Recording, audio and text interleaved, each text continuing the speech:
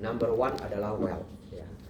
Nomor dua, Bapak Ibu Saudara, paling penting adalah health, kesehatan. Orang sehat punya 1000 keinginan, orang sakit hanya punya 1 keinginan. Ya. Saya sering datangi orang sakit di rumah sakit, di hospital. Ya. Ada yang sangat punya keyakinan ke agama Buddha, ada yang tidak begitu punya keyakinan juga, random. Anda tahu banyak orang sakit menyampaikan apa? Ketika sehat mereka punya banyak keinginan, betul ya? Ingin anak kuliah ke Eropa, ingin kirim anaknya ke Amerika. Pokoknya nggak ada habisnya lah. Keinginan itu nggak ada habisnya. Ya, waktu SD keinginan kita cuma sepeda. Ya, waktu SD cuma sepeda.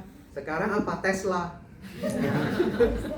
Ya, keinginan naik terus. Ya, di level apapun keinginan itu naik terus. But it's okay selama Anda bisa manage dengan baik. Ya, kalau Anda tidak bisa manage dengan baik, Anda bisa stres. Ya. Baik, saudara-saudari, jaga kesehatan. Saya ingin menghemat waktu. Biasanya saya sangat senang membahas kesehatan, sangat-sangat senang. Ya. Tapi saya hanya bisa kasih sedikit tambahan untuk kesehatan ini adalah reduce sugar ya. Reduce sugar. Kalau bisa reduce itu ultra processed food ya. Reduce juga starch. Ya, starch itu juga ultra processed food. Banyak orang kena autoimun sekarang karena ultra processed food. Yang ketiga, terlalu banyak yang di-reduce, nggak makan ini ya. Ya, kurangin seeds oil ya, mungkin kurangin gorengan. Ya, nggak harus full. Saya nggak mau makan lagi 3 itu sejak mendengar ceramah Babi Jato. Ya jangan, it's very difficult to find foods yang nggak ada 3 itu. Tapi di-reduce aja.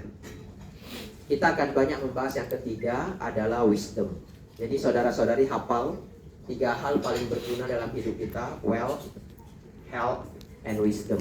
Ya, saya akan fokus di wisdom karena saya habiskan begitu banyak waktu perjalanan datang kemari. Saudara-saudari lewat organisasi IBS ini ya. Iya, Bante. Ya, IBS menghabiskan banyak sekali biaya untuk mendatangkan saya. Jadi ini tugas saya. Kita sharing about wisdom ya. Saudara-saudari, saya punya 4 topik yang saya tidak tahu bagaimana caranya. Saya harus jelaskan 4 topik ini lebih kurang 30 menit atau 35 menit ya. Tapi baiknya adalah kalau topiknya banyak, waktunya singkat, Anda nggak ada waktu untuk bosen ya. Karena tugas saya banyak, ada 4 topik and I only have about 30 minutes to 35 minutes ya. I can understand English quite good, but I'm not that confident to speak English ya. Kenapa? I have to pay the price. Hidup itu kama wipaka. Dulu les bahasa Inggris saya itu 2 kali seminggu, Selasa, Jumat. Dan saya selalu kabur setiap hari Jumat. Grammar day. I don't like grammar at all. Saya pergi main Counter Strike. Yes. And now I have to pay the price. It's very difficult for me to construct English sentences. Kalau saya ngomong lebih banyak lagi, you will find a lot of grammar error. Ya, but it's okay. Kalau saudara-saudari ngomong saya pakai Inggris, saya masih bisa paham. You don't have to worry about that, ya. Sekarang saya harus kembali buka buku grammar ya, English usage ya. That is my homework. I have to do it for 1 year. Maybe next year I'm more confident to speak in English. Okay? Saudara-saudari, topik kita yang pertama, ini semua klasik banget. Tapi saya ingin saudara-saudari melihat ya apa yang klasik ini. Kalau kita bedah dengan cara yang berbeda, Anda dapat wisdom yang berbeda. Klasik banget. Dana, sila, samadipanya. Hanya ini, setengah jam hanya ini. Dana, sila, samadipanya. Kita mulai dari dana. Tolong saudara-saudari, jangan translate dana itu artinya uang. Dana bukan artinya uang. Dana artinya uang itu bahasa Indonesia, ya. Bahasa Pali, dana itu pemberian. Ya, pemberian. Pemberian itu bisa apa, Bante? Pemberian apa yang membawa kebahagiaan bagi orang lain atau mengurangi penderitaan mereka. Yang ingin saya bahas adalah, tadi saya mengatakan ada 2 poin pentingnya yang ingin saya share hari ini. Maksudnya 2 mindset besar. Yang pertama adalah wealth, health, and wisdom. Dan kita sudah membedah sedikit mengenai wisdom. Saya ingin saudara-saudari mempraktikkan Buddhism selalu harus based by wisdom. Selalu harus based by wisdom. Kalau saudara-saudari dapat rules, saya punya rules Winaya 227, harus selalu based by wisdom. Based by wisdom itu maksudnya apa? Ngelakuin ini untuk apa? Benefitnya apa? Ya, it's okay kalau kita mulainya based by sadha. Sadha itu keyakinan. Nggak ada keyakinan, bagaimana kita memulainya? Anak kecil umur 3 SD, 2 SD, kalau orang tuanya minta dia merawat 5 sila, dia merawat sila itu based by wisdom atau based by sadha? Sadha, Bante. Based by sadha, Iya. karena yakin orang tuanya, betul ya? Iya. Ini nggak boleh deh langgar sila. Dia nggak memikirkan terlalu banyak long term kenapa kita harus rawat sila. Saudara-saudari, kita start dari berdana. Kenapa berdana ini sangat penting dan wisdomnya apa? Seperti yang saya bilang tadi, berdana adalah pemberiannya. Ya, pemberian bisa apa saja, memberikan advice, memberikan perhatian, ya. Anda volunteer, memberi tenaga, memberi energi, sekadar berlatih menjadi orang baik. Saya bertemu seorang pengusaha sangat besar, namanya tidak boleh saya ceritakan. Ya, dia komplain sedikit ke saya dan saya senang. Saya dapat insight dari bapak ini. Ya, orang sangat kaya. Kalau saya sebutkan backgroundnya, Anda terkejut. Ya, besar sekali. Ya, company-nya very big. Dia bilang ke saya bahwa banyak umat Buddha, Bante, berdana dengan cara yang salah. Padahal Sang Buddha sudah mengajarkan apa yang kita tanam, itulah yang kita panen. Apa yang maksud dia salah? Kita introspeksi ya, termasuk saya, biar fair. Ya, I have to walk the talk. Betul ya? Biar fair. Dia mengatakan, umumnya orang berdana di wihara, apa yang ada di pikirannya? Salah satu ya, bukan saudara-saudari ya. Salah satunya adalah, semoga saya lebih kaya. Kira-kira itulah intinya. Walaupun belum tentu dia doanya kaya. Mungkin doanya, semoga Sang Buddha saya dapat promosi, ya. Ya, semoga Sang Buddha saya bisa dapat cuti lebih, whatever. Tapi itu selalu mengharapkan sesuatu. Dia komplain seperti ini. Padahal Bante, apa yang kita tanam itulah yang tumbuh.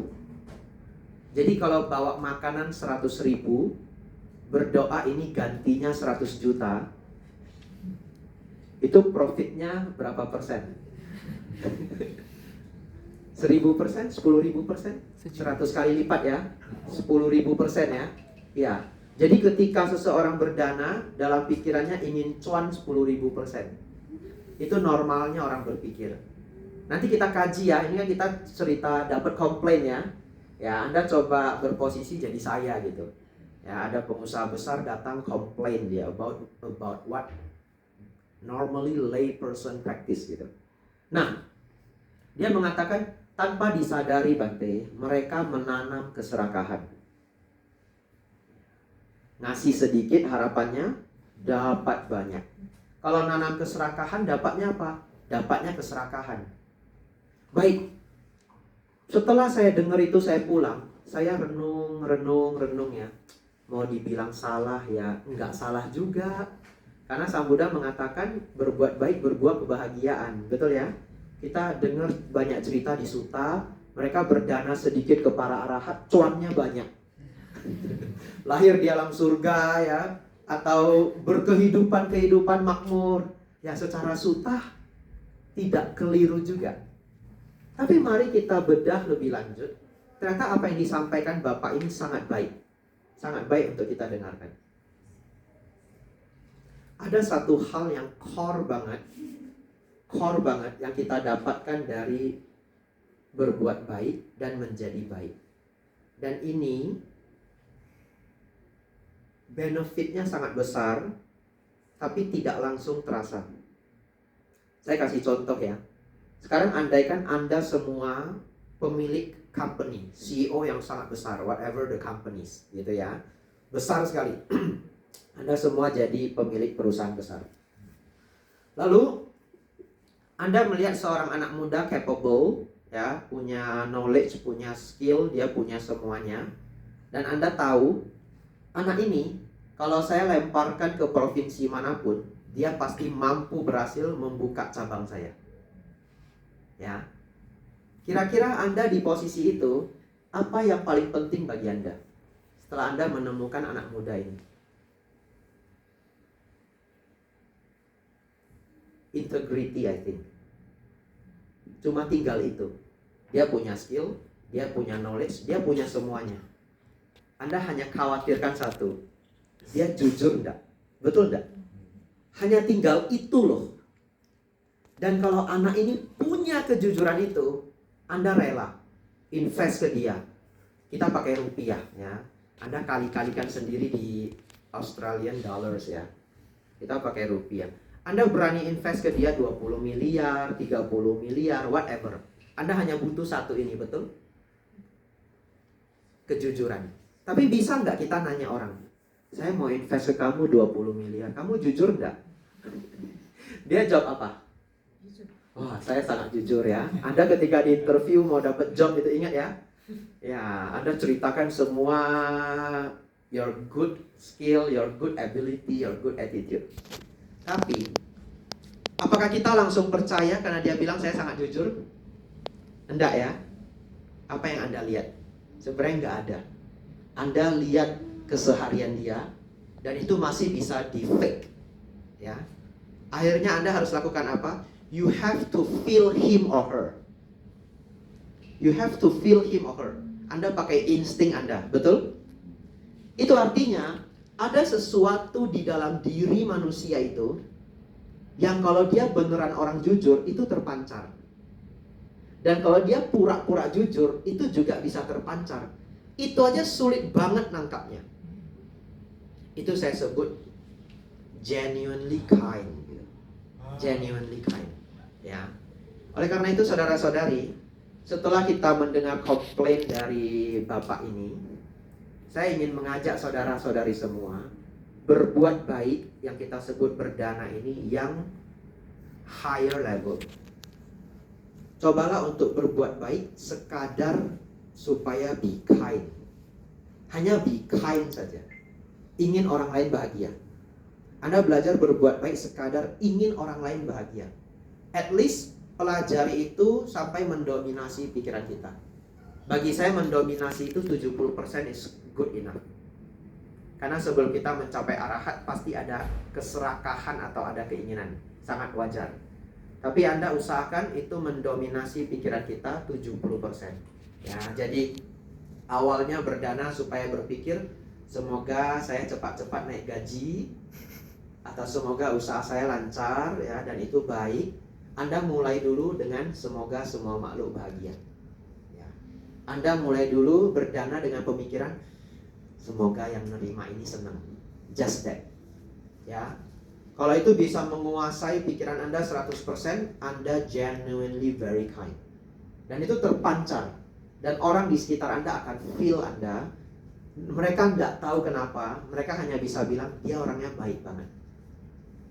Pernah nggak Anda ketemu orang yang baik banget, tapi Anda bilang begini, dia baik banget ya, tapi saya merasa ada yang aneh. Pernah? You feel it, you feel it, ya.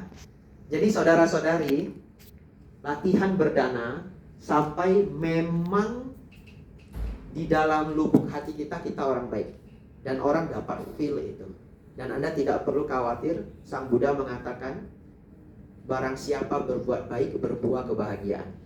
Buah yang Anda dapatkan nanti jauh lebih besar, ya. Tapi karena itu bersifat long term, buahnya tidak langsung muncul. Ya, Anda mungkin akan dapat your best life partner. Anda nggak tahu kenapa dia milih Anda. Ngerti maksudnya ya? Anda punya kompetitor, Anda punya rival 3-4 orang, finally dia milih Anda. Padahal secara CV kita yang paling rendah, misalkan seperti itu. Anda tidak tahu kenapa bos milih kita untuk jadi kepala cabang, and I don't know why. Dan itu sangat sering terjadi di kehidupan kita. Ya, Anda mendapatkan keuntungan atau manfaat yang jauh lebih besar. Tapi, nah ini Bante Panyawaro. Kenal Bante Panyawaro? Iya. Kenal ya? Ya ada bagannya, katanya itu baru datang. Ya, yang warna putih sebelah kanan ya, kepala sangga, jadi guru kami semua para biku. Beliau tambahin lagi, tapi jangan begini. Ketika mau berdana, semoga yang menerima dana ini bahagia. Semoga semua makhluk hidup berbahagia. Saya sudah berlatih tidak serakah. Semoga buahnya lebih besar. Ya, bahasa Jawanya sami mawon ya, sama aja. Yang kedua saudara-saudari, nah lihat sudah 11.50. Gawat ini ya. Topik masih banyak ya. Besok Bante. Kenapa? Besok aja Bante lanjutnya. Besok ya. Besok nanti 4 topik lagi. Nggak apa-apa ya. Baik. Sebenarnya saya tidak soal, saya hanya khawatirkan Anda ya. Kalau Anda quite free, it's okay for me. Biasanya kalau datang ke luar negeri seperti ini, saya bisa ngajar dari jam 1 siang sampai jam 6 sore, 8 malam bahkan. Pernah di New York sampai jam 8 malam. Dan mereka masih tidak mau pulang. Ya, Q&A. Saudara-saudari, nomor 2. Saya ingin Anda tanamkan ini juga, sangat baik ya. Menyesal itu selalu datang belakang atau terlambat. Menyesal itu selalu datang terlambat. Anda harus ingat itu, sampai 3 kali saya ucapkan, menyesal selalu datang terlambat. Mereka yang kena diabetic, everyone told them, please reduce your sugar, please reduce your sugar intake. Mereka dengar sometime ya. Tapi sudah dengar, tapi kehidupan jadi sulit, banyak makanan enak gak bisa dirasakan, akhirnya udah kalep gitu. Makan, and the more you eat ya, addiction itu semakin tinggi.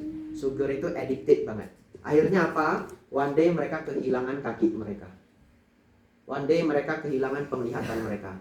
Nyesal enggak Bapak Ibu Saudara? Sangat menyesal. Dan menyesal itu selalu datang terlambat. Always like that. Baik, ini ceritanya ada hubungan dengan penyesalan dan ada hubungan dengan berdana. Real story, saya suka banget story ini. Tapi karena ini direkam, lihat kamera pas di depan saya. Rusak Bante kayaknya, jadi pakai ini. Oke, ya. Ini direkam, jadi harus saya rahasiakan semuanya. Saudara-saudari, saya pernah ketemu seorang bapak. Dia sangat ingin kaya. Sangat ingin kaya. Karena mungkin ketika dia kecil, dia tidak rich ya, dia direndahkan atau apapun itu, dia sangat ingin kaya.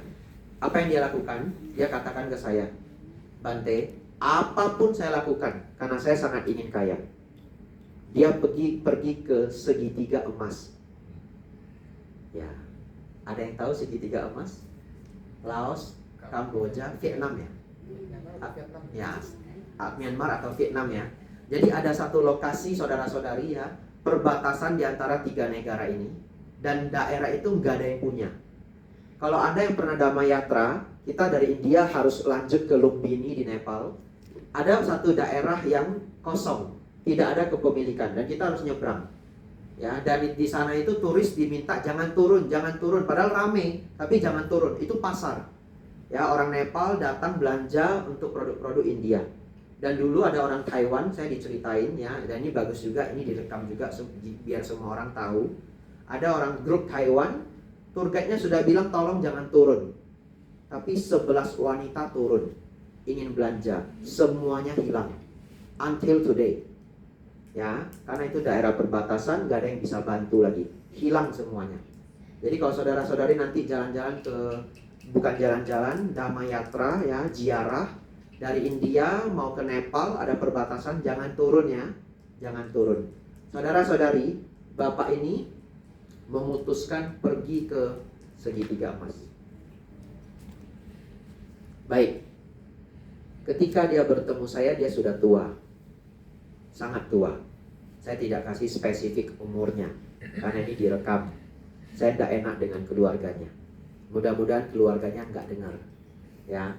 Dan sepertinya keluarganya juga nggak tahu. Karena bapak ini curhat ke saya pribadi. Ya. Bapak ini sudah meninggal sekarang. Setelah ketemu saya, tidak lama kemudian meninggal. Saudara-saudari, ketika dia ketemu saya, dia sudah rich. Dari mana saya tahu? Begitu banyak mobil klasik berjejeran di depan rumahnya. Dan itu very expensive. Dia datang ke saya private, dia bilang begini, Bante, dulu apapun saya kerjakan, saya tidak percaya agama. Berarti dia ateis ya. Jangan lupa ya, dia mengklaim tidak percaya agama. Tapi Anda tahu apa yang terjadi? Ketika di sana, apapun dia kerjakan, dan dia nggak bisa nolak pekerjaan. One day, dia melakukan pekerjaan yang sangat mengerikan. Dia jadi transporter. Apa yang dia angkut, Bapak Ibu Saudara?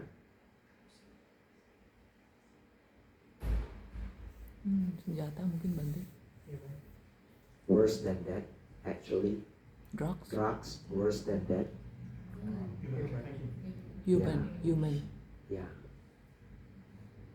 Dia ngangkut anak kecil, gadis kecil, 7 tahun, 8 tahun yang diculik dari desa-desa. Can you imagine that? Dia bilang bukan dia yang culik, tapi dia harus kerja. Dia just the driver. Pertanyaan saya, karma buruknya jalan nggak walaupun dia cuma driver? Jalan ya? Ya. Karma buruknya tetap jalan. Dan Anda ingat, dia klaim dia sebagai ateis. Tapi hati nurani itu tidak bisa dibohongi. Walaupun dia tidak mau menerima agama, waktu ketemu saya dia sudah sangat tua, dia takut sekali dengan kematian. Dia nggak berani naik bus, dia nggak berani naik pesawat, dia nggak berani sering keluar rumah, dia bahkan takut masuk kamar mandi. You see that? Kalau dia klaim dia ateis, harusnya dia berani dong. Betul ya? Kalau dia klaim dia menolak agama, harusnya dia confidence. Kenyataannya dia tidak confidence. Itu artinya apa? Kita tidak pernah bisa menipu hati nurani kita. Sebaliknya, cerita lainnya, biasanya saya ceritain lengkap, tapi ini waktu tinggal sedikit. Ya, saya pernah ketemu seorang pengusaha besar juga. Karena jadi biku saya ketemu banyak orang ya. Mohon maaf, dari tadi pengusaha besar, Bante lagi pamer ya? No, kebetulan ceritanya itu ya. Orang ini saudara-saudari, dia pawarana untuk banyak biku, ya, nggak boleh terlalu detail juga, ada rekamannya. Ya, intinya membantu para biku untuk check up kesehatan. Ya, ini sudah terlalu detail juga. Semoga orangnya kalau mendengar gak marah. Tapi good story, very good story. Ya, kami para biku berangkat. Lalu orang ini Bapak Ibu Saudara, saya heran. Selama di perjalanan dia selalu jalan paling belakang. Padahal dia leadernya, betul ya? Ya, dia yang sponsor semua kegiatan ini. Tapi dia jalan paling belakang. Saya penasaran. Saya juga jalannya saya pelanin sampai saya paling belakang. Apa yang terjadi? Dia makin pelan lagi. Ya. Akhirnya saya masuk kamar mandi, semua grup sudah lewat, saya keluar lagi, ya. Lalu saya melihat apa sih sebenarnya yang dia lakukan, kenapa dia selalu mau paling belakang? Anda tahu apa yang orang ini lakukan? Ternyata dia sudah mempersiapkan angpau segepok, banyak banget. Dan semua officer, semua karyawan yang kerja di airport, semua dikasih angpau. Everyone. Dari janitor, satpam, semua dapat angpau. Lalu dibagi angpau. Saya pikir lama-lama habis ya. Begitu habis, keluarin lagi. Stoknya banyak sekali. Yes, sampai kami terbang. Angpaunya nggak habis. Sinterklas. Amazing, ya.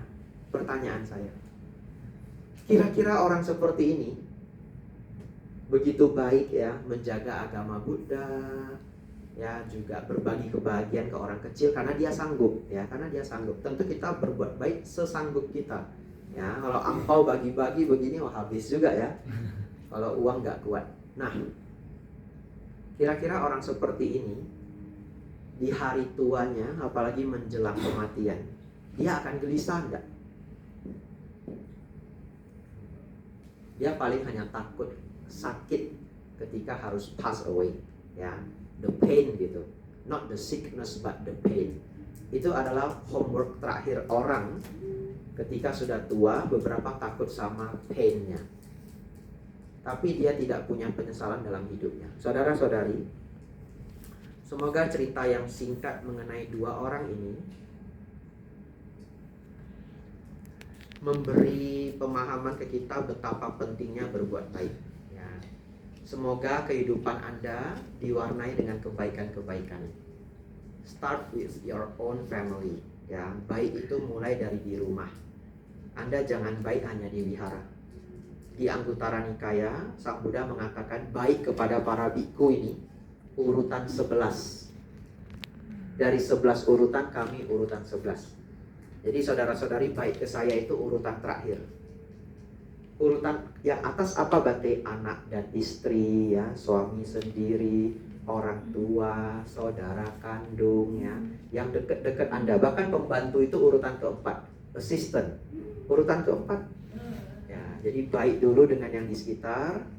Nah, lalu Anda juga baik di wihara. Tetapi tidak memungkiri, ya, kalau biku itu sudah dekat, sudah menjadi teman, ya dia bukan strangers lagi. Ya, mungkin urutannya naik, ya, karena ada urutan sahabat. Ya. Baik, saudara-saudari, Anda warnai hidup Anda dengan kebaikan-kebaikan, Anda akan menjalani hidup yang tanpa penyesalan. Lanjut nomor 2. Sila.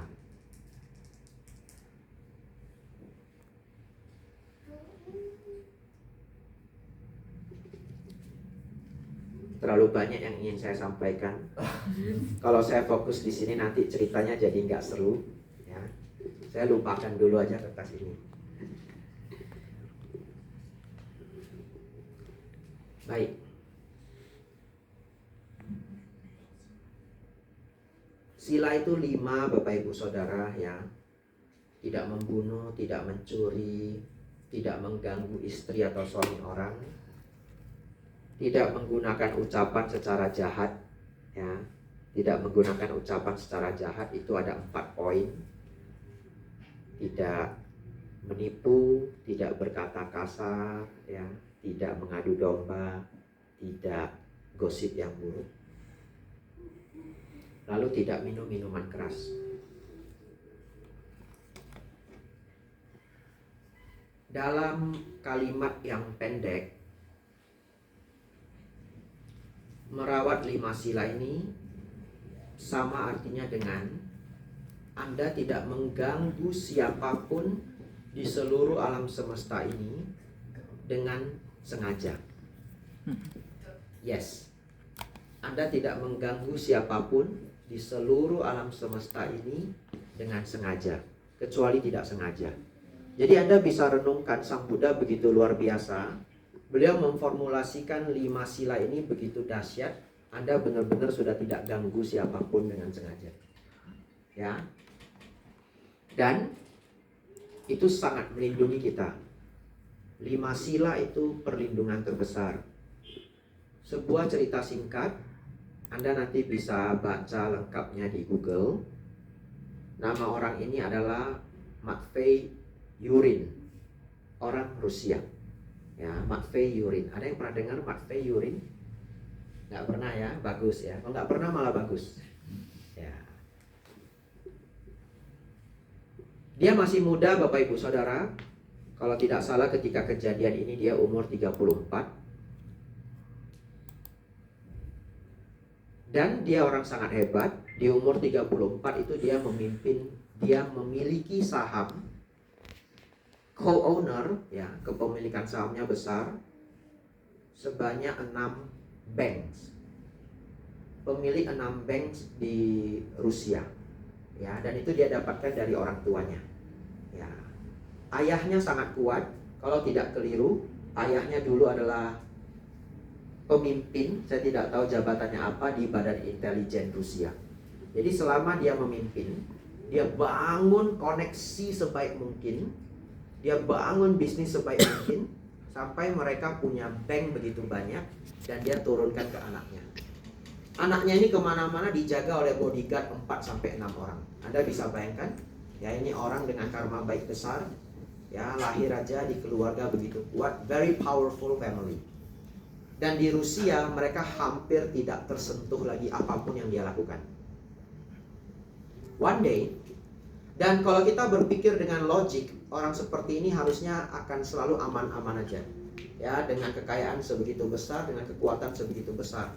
One day, di tempat parkir, dia senggolan bermasalah dengan seorang stranger, Matvei Yurin ini, ketemu seorang stranger yang biasa-biasa aja. Saya nggak tahu apa masalah mereka, ya mungkin senggolan mobil atau bagaimana. Lalu dia marah luar biasa. Apa yang dia lakukan? Dia minta bodyguardnya ini untuk hajar orangnya. Bodyguardnya turun, kalau tidak keliru bodyguardnya 4 orang atau 6 orang, ya. Kita anggap aja 4 orang. Dia turun bawa baseball stick or whatever they can find di mobil itu. Lalu minta pengendara ini untuk turun, tapi pengendara ini nggak mau turun. Dia cepat-cepat kunci mobilnya. Ya, Anda bisa membayangkan mencekamnya suasana ini. Akhirnya mereka hanya hajar semua permukaan mobilnya, dihajar, ya, dan orangnya tetap tidak mau turun. Tapi kacanya pecah dan sebagainya, mau tidak mau orangnya harus turun. Dan begitu turun, dia dihajar Bapak Ibu Saudara. Setelah dihajar, setelah dihajar ya semuanya selesai, dia pergi. Ada 2 sumber. Satu mengatakan setengah jam, satu mengatakan 1 jam. Hanya jarak setengah jam sampai 1 jam, dia tiba-tiba disekap oleh tentara 4-5 mobil. Jadi mobilnya jalan, dia langsung disekap begitu banyak mobil. Lalu para tentara turun, dia diseret keluar. Padahal dia orang begitu kuat. Dia baru mau bilang, kamu tidak tahu saya siapa, begitu ya. Kepalanya langsung dihantamkan ke aspal.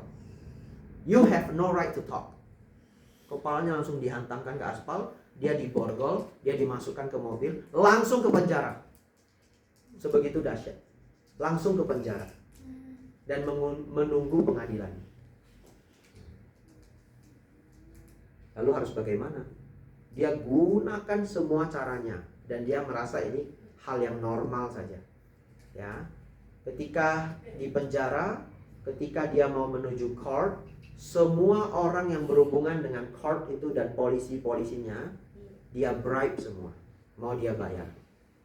Anehnya, nggak ada satu orang pun yang mau nerima uangnya. Singkat cerita, dia fight dan dia kalah. Dia masuk penjara 3,5 tahun. Tapi dia belum puas, ya. Dia belum puas. Dia minta banding. Lalu dia hire semua pengacara elit. Apa yang terjadi?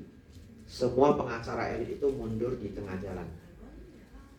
Dan dia kalah. Hukumannya naik jadi 4,5 tahun. Dia masih nggak mau kalah. Naik banding sekali lagi. Kalah lagi. Jadi 8 tahun. Real story, Matvei Yurin. Ya. Lalu tidak hanya itu, 6 bank dia semua dikasuskan. Money laundering and fraud. Kena fraud, kena kasus fraud, kena kasus money laundering. 6 banksnya collapse. Dia terus berpikir selama di penjara, dia ganggu siapa sih? Orang ini bahkan 1 bodyguard aja nggak ada gitu. Dia punya 6 bodyguard Bapak Ibu Saudara. Orang ini cuma orang biasa berpapasan di tempat parkir. Anda tahu dia nyenggol siapa? Menantunya Putin. Yes, dia nyenggol menantunya Vladimir Putin. Yang benar-benar very no profile, ya, nggak bawa bodyguard, nggak bawa apa-apa. Sial nggak dia? Itu jackpot. Kalau di Amerika ada Mega Million ya, ya beli sedikit dapatnya banyak. Ini jackpot kesialan. Berapa persen bisa ketemu orang menantunya Putin? Jadi anehnya di Rusia dia tuh udah nggak tersentuh. Mungkin kalau dikalkulasi orang yang dia nggak boleh ganggu, family yang dia nggak boleh ganggu, mungkin hanya about 5 to 10 families gitu. Betul ya? Dan dia bisa nyentuh yang paling puncak. Habis semua. Anda lihat, orang yang sekuat Matvei Yurin tidak bisa selamat di dunia ini karena tidak merawat sila. Ya, it's so simple yet so powerful. Kalau kita punya 5 sila, kadang kita bisa marah juga, ya, bermasalah di jalan kita bisa marah. Tapi kita masih control our speech, betul ya? Tidak keluarkan kata kasar. Mungkin orang agak marah, ya, karena kendaraannya rusak, lecet, tapi nggak sampai keluar kata-kata yang menyakitkan hati, apalagi sampai mukul dan sebagainya. Saudara-saudari, semoga mulai hari ini Anda mempraktikkan sila by wisdom, ya. Jadi kalau ditanya, kamu kenapa rawat 5 sila? Sang Buddha minta saya rawat 5 sila. Apapun yang Sang Buddha minta akan saya jalankan. Itu tidak wisdom, ya. Apapun yang Sang Buddha minta, kita kaji, ya. Anda harus tahu reasonnya. Reasonnya apa? Anda sudah tahu, Anda akan melaksanakan sila jauh lebih bahagia, jauh lebih ikhlas, ya, jauh lebih sempurna dibandingkan jika hanya based by keyakinan. Ya, pelan-pelan Anda harus isi ini semua di semua perjalanan Anda belajar Dhamma. Saya sebagai biku, saya punya banyak sekali rules. Ya, lewat jam 12 siang saya tidak boleh minum susu. Ada biku yang boleh, ada yang tidak boleh. Kalau ditanya kenapa, wisdomnya apa? Ternyata di zaman Sang Buddha nggak ada kulkas. Kalau kita request susu, umat akan ngambilnya di kandang sapi. Dan kalau sudah sore, itu sapinya bisa marah. Kesel ya. Biasanya ngambil susu pagi. Jam 7 malam ngambil susu, dia bisa marah. Dan itu membahayakan umatnya. Jadi Buddha akhirnya minta para biku jangan minum susu, supaya tidak membahayakan umat. Saat ini sudah bisa di-pack. Ya, kalau di Indonesia Tetra Pak. Ya, nggak tahu kalau di Australia. Kalau begitu Bante, sekarang biku sudah boleh minum susu dong. Kan sudah di-pack. Ya, jawabannya bagi saya sudah boleh. Jadi ada biku yang minum susu. Ngerti ya? Ya, Di Thailand biku Mahanikaya minum susu. Saya Damayutika nggak boleh minum susu. It's okay. Karena ternyata di dalam sutta yang lain, Majjhima Nikaya 70, itu ada Majjhima Nikaya, kita Giri Sutta, MN spasi 70. Anda bisa cek di Google ya, masukin MN spasi 70. Di sana Sang Buddha mengatakan, oh para biku, marilah makan sekali sehari. Dengan makan sekali sehari, tubuhku menjadi ringan dan sehat. Ya. Dan tahun 2017, seorang dokter, saya lupa namanya, Yoshi something, beliau mendapatkan Nobel Medical Medicine Nobel dari autofagi. Beliau menemukan bahwa fasting itu sangat baik untuk kesehatan. Ya, nah Anda boleh cek ya. Anda tulis aja Nobel fasting gitu, itu keywordnya nanti keluar. Nah, kalau kita makan terakhir jam 12 siang lebih kurang, lalu para biku berhenti makan sampai besok pagi, maka tubuhnya mengalami autofagi. Ya, autofagi itu sangat baik untuk kesehatan. Kalau 1 meal a day lebih dahsyat lagi, bahkan ada anti cancernya dan begitu banyak hal-hal baik lainnya. Kalau sore-sore saya minum susu, autofagi itu cancel karena susu itu kalori, betul ya? Ya, jadi ada manfaatnya. Akhirnya saya masuk Damayutika, nggak boleh minum susu setelah jam 12, saya senang. It's okay for me. It's very good for my health.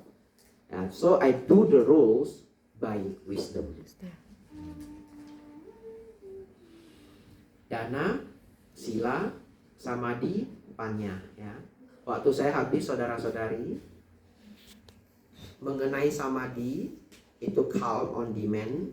Kita masih punya banyak waktu. Mudah-mudahan nanti bisa saya singgung. 2 menit aja. Saya mau minta saudara-saudari, setiap mengalami stres, Anda pause sebentar. Anda tarik nafas yang rileks dan mendalam. Dan ini harus dilatih. Setiap waktu Anda mengalami stres, ya, Anda Tidak harus menutup mata.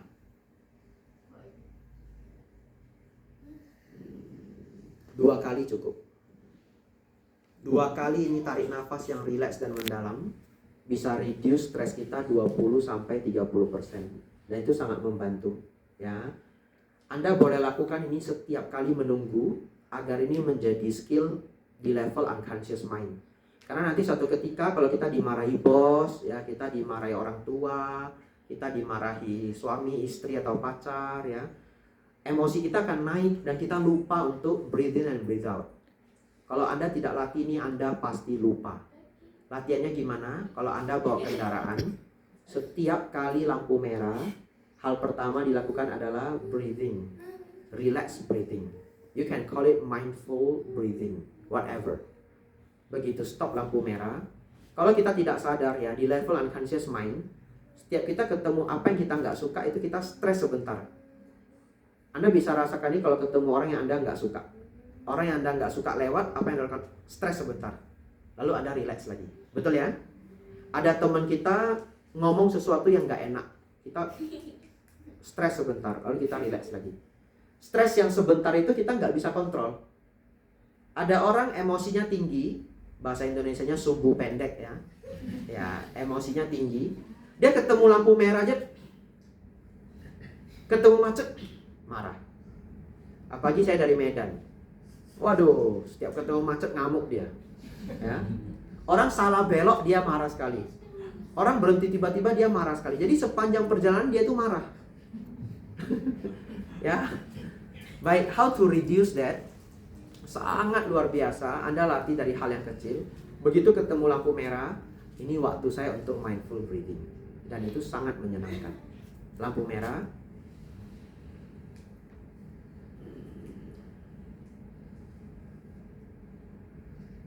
Dua kali cukup.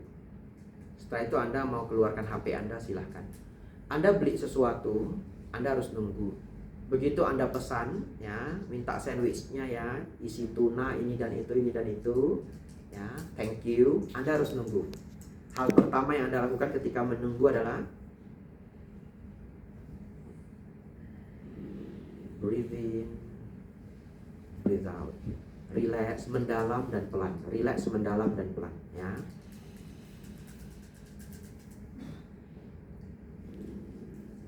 Terakhir, Anda mungkin makan di restoran atau di rumah makan. Semua sudah disajikan, tapi karyawannya lupa sendok garpu dan Anda harus request, betul? Ya. Begitu Anda lihat Anda lupa sendok garpu, Anda panggil orangnya, "Mas, sendoknya lupa." Begitu dia jalan, Anda langsung mindful breathing. Bahkan satu kali cukup. Latihan kecil ini akan muncul kalau sudah dilakukan 2-3 bulan. Ketika satu ketika Anda mendapatkan kalimat yang tidak menyenangkan, ya, orang dekat Anda marah or whatever, yang biasanya men-trigger Anda untuk kesal, Anda akan mengalami keanehan setelah 2-3 bulan. Kalau dilakukan konsisten. Yang ada adalah Anda akan tarik nafas. Begitu ketemu sesuatu yang stressful, dan Anda akan lihat stres Anda berkurang 20-30%, even more. Dan kalau Anda bisa reduce stres kecil harian ini, artinya pelan-pelan Anda bisa reduce stres besar. Selalu mulai dari step kecil. Apapun itu selalu mulai dari step kecil, ya. Ini mengenai samadhi, karena dana sila samadhi panya. Ini mengenai samadhi yang ingin saya sampaikan, ya. Relax breathing or mindful breathing. Terakhir Bapak Ibu Saudara adalah wisdom, ya. Kita akan lanjutkan di waktu-waktu di hari-hari selanjutnya. Tapi bagaimanapun wisdom itu juga sama. Menyesal selalu datang belakang hari, menyesal selalu datang terlambat. Tadi saudara-saudari baca Manggala Sutta dan Karania Metta Sutta. Tadi sebelum datang kemari sebenarnya saya ingin membahas Manggala Sutta, tapi akhirnya saya ganti, ya, bahas dana sila samadhi panya aja. Manggala Sutta dan Karania Metta Sutta itu sangat powerful. kalau Anda pelan-pelan merenungkan meaning dari suta itu. Pertanyaan selanjutnya adalah, mau dilakukan apa enggak? Ya, mau dilakukan apa enggak? Dan nyesal itu selalu datang belakang hari. Wisdom itu membuat kita tidak menyesal di belakang hari. Saya ambil satu poin aja, 2 lah. Ya, 1 enggak cukup, 2 poin saja yang bisa men-trigger Bapak Ibu Saudara. Benar ya, benar. Salah satu di Manggala Sutta, nanti pulang boleh baca lagi, ada 38 berkah. Ada satu berkah yang sangat mahal harganya. Mudah dinasehati. Anda tahu berapa sulitnya manusia dinasehati? Kita kalau dikritik aja udah marah Bapak Ibu. Nggak usah dinasehati. Dikritik aja kita sudah marah. Apalagi saya sio monyet. Orang sio monyet katanya paling tidak suka dikritik. And that is true. Saya paling tidak suka dikritik. Yes. Kalau yang kritik saya IQ dan keberhasilannya di atas saya masih agak ikhlas tapi tak marah. Ngerti maksudnya ya? Walaupun ini bad behavior, tapi saya sudah cut ini semua bad behavior. I try my best. Kalau saya dapat kritikan dari siapapun, I try my best untuk menerima itu. Masih bisa kesel enggak Bante? Masih. Tetap masih sio monyet. But it's okay. Kalau saya kesel, saya mindful breathing. Betul ya? Nanti saya sudah pulang ke wihara, saya sudah calming down, sudah calm down. Saya kembali contemplate their advice. Sometimes they are true, sometimes they are wrong. Betul ya? Yeah. Tapi kita contemplate it gitu. Orang kasih kita nasihat, kita sudah dingin, kita pikirkan. Ya benar juga ya, yang dia bilang itu benar. Oke lah, saya harus berubah. Anda lihat, ini nasihat yang sangat mahal dan itu ada di Manggala Sutta. Mudah dinasehati. Ya. Yang kedua apa? Rendah hati. Ada di Karania Metta Sutta. Dan itu juga sangatlah sulit, sangatlah mahal ya. Setiap orang semakin sukses, egonya semakin naik. Ya, ini ada anak muda, ya, enggak tahu sudah berapa tahun di Australia. Nanti sudah sukses di Australia, semoga egonya jangan terlalu naik. Kok jangan terlalu naik Bante? Karena pasti naik. Pasti naik. Ya, Anda sudah sukses di Sydney, ditelepon mamanya kasih nasihat yang banyak, bilang, malu nggak usah khawatirin saya Ma, saya udah dewasa, betul? Nah, you see, ego itu pasti naik. Harapan saya hanya jangan naik kebanyakan. Setelah naik apa? Setelah naik dia turun pelan-pelan. It takes time. It takes time. Tapi normalnya orang kalau dia sukses, egonya naik. Kalau Anda punya teman yang baru sukses, egonya naik, wajar. Ya, wajar. Anda jangan marah. Saya harus bagaimana Bante? Sabar. Nungguin egonya turun. Enggak turun-turun Bante, ajak dia ke sini.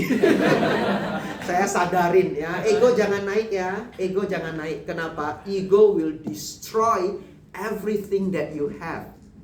Especially relationship. Dan Anda nggak bisa beli loh relationship. Anda jangan pikir nanti sudah rich ya, sudah banyak uang, sudah wealthy, you can get that back. No, you can't. Anda dapatkan best friend malah ketika Anda belum sukses. Orang kalau sudah sukses banget, dia malah susah mendapatkan teman. Ya, jadi hargai semua yang ada di sekitar Anda, please. Egonya jangan naik kebanyakan. Sudah naik Bante, sudah terlambat. Bante kenapa baru datang hari ini? It's okay, turunin pelan-pelan. Turunin pelan-pelan. Kalau ada saudara kandung yang mana Anda berantem sama dia, udah nggak ngomong 2-3 tahun, Anda harus renungkan lagi. Mungkin ego Anda meningkat. Sudah datang di Australia, sukses ya, ego meningkat, call them, it's okay, buang gengsi Anda, begitu ya. Karena kecuali dia orang jahat, tapi kalau dia bukan orang jahat, call them, ya, it's okay. Nanti pas Imlek say Happy New Year, ya, itu cara startnya. Atau cari ulang tahun dia, katakan Happy Birthday. Susah Bante, gengsi Bante, gitu ya, it's okay, ya, itu berharga, ya. Masih nggak bisa Bante, pergi cari buku. Judulnya Ego is the Enemy, Ryan Holiday. ya. Cari buku itu, baca sedikit. Anda nggak baca habis pun tidak apa-apa. Itu covernya taruh di kamar Anda. Simple ya. Ego is the enemy. Bahkan Ryan Holiday tato di tangannya, ego is the enemy. Tapi jangan gara-gara ceramah ini ada yang tato, nanti Bante lihat tato saya. Ego is the enemy gitu ya, nggak usah ya. Baik. Itu persembahan saya hari ini ya. Jadilah orang yang bisa dikritik and let go ego ya. Dana, sila, samadhi, panya. Terima kasih banyak ya. Saya happy sekali semua mendengar dengan sangat hikmat ya. Semoga saudara-saudari semua semakin maju dan berkembang dalam dhamma, sukses dalam semua hal yang saudara-saudari lakukan. Semoga semua makhluk hidup berbahagia, sabe sata bawantu sukitata. Semoga semua makhluk hidup berbahagia. Sadu, sadu, sadu.